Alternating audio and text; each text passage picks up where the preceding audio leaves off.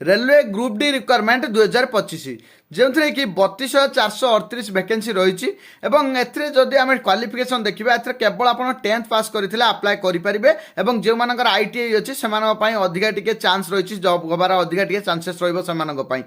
जो मैंने अप्लाई एपर्तंत करना मुझे गोटे रिमाइंडर कहीं जो मैंने अप्लाई करना नेग्लेक्ट कर कि कौन पिला जानी ना कारण ए केवल 10th क्वालिफिकेशन अच्छी तो यार लास्ट डेट हूँ 22 फेब्रुआरी आपको 22 फेब्रुआरी पूर्व अप्लाई करने पड़ो जदि आप 22 फेब्रुआरी पूर्व अप्लाई करूना मे भी आप अप्लाई आउ करेंगे ना कहीं डेट एक्सटेंड हबार अच्छी किंतु आप डेट एक्सटेंड वेट करूँ ना आप ही अप्लाई करनी बहुत पिलांकर प्रोब्लेम हो तो आप कौन करूँ प्रायतः राति टाइम अप्लाई करूँ बेसी प्रोब्लेम आसब ना और जार जदि क्यों पिलाकर अप्लाई प्रोब्लेम आसते आप टेलीग्राम रे मेसेज करेंगे मुझे निहाती आपको तार सल्यूशन कहीदेवी जदि भिडियोटी आपको भल लगी था निहाती शेयर करेंगे और जो मैंने अप्लाई करने चाहते 10th क्वालिफिकेशन अच्छी से रेलवे जॉब प्रिपेयर होती भिडियोटी निहाती शेयर करदेवे देखा नेक्स्ट वीडियो रे थैंक यू फॉलो करने जमा भी भूलिए।